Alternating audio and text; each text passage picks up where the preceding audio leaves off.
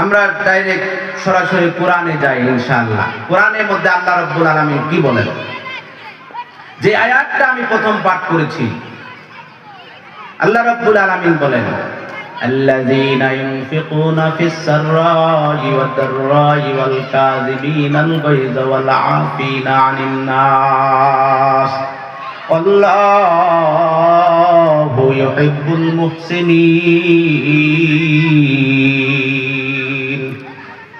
আল্লাহ রাব্বুল আলামিন বলেন,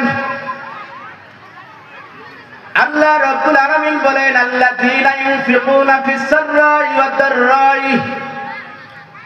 সুখে দুঃখে যে আল্লাহকে সন্তুষ্টি করার জন্য আল্লাহর রাস্তায় ব্যয় করবে রে বাজান। ওয়াল কাযিমিনাল গায়যা ওয়াল আফিনা আনিন নাস, আর যে রাগকে নিয়ন্ত্রণ করবে, যে রাগকে চেক দিয়ে রাখবে, আর সে অন্যকে ওয়াল আফিনা আনিন নাস, সে মানুষদেরকে ক্ষমা করে দেয়। আল্লাহু ইউহিব্বুল মুহসিনিন।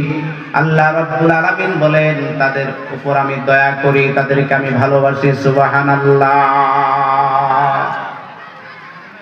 তাহলে এক নাম্বার, যারা সুখে দুঃখে আল্লাহর রাস্তায় দান করবে, যারা সুখে দুঃখে আল্লাহর রাস্তায় দান করবে রে বাজান। দ্বিতীয় নাম্বার, যারা রাগকে নিয়ন্ত্রণ করবে।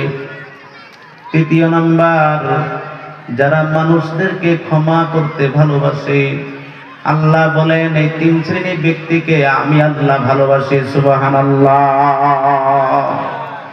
আল্লাহ রাসূল সাল্লাল্লাহু আলাইহি ওয়াসাল্লাম বলেন যে আল্লাহ রাব্বুল আলামিন বলতেছেন, আনফিক ইয়া ইবনে আদম, হে বনি আদমের সন্তান,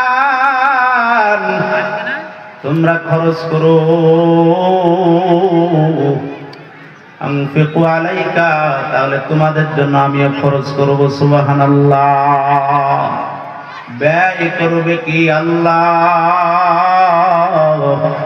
আসমান কে বানাইছেন বলেন, জোরে আওয়াজে বলেন আল্লাহ। জমিন কে বানাইছে, জোরে আওয়াজে বলেন আল্লাহ রাব্বুল আলামিন। ওই চাঁদকে কে বানাইছেন? সূর্যকে কে বানাইছে? আর গাছপালা, তরুলতা, পাখি, পশু পাখি কে বানাইছে?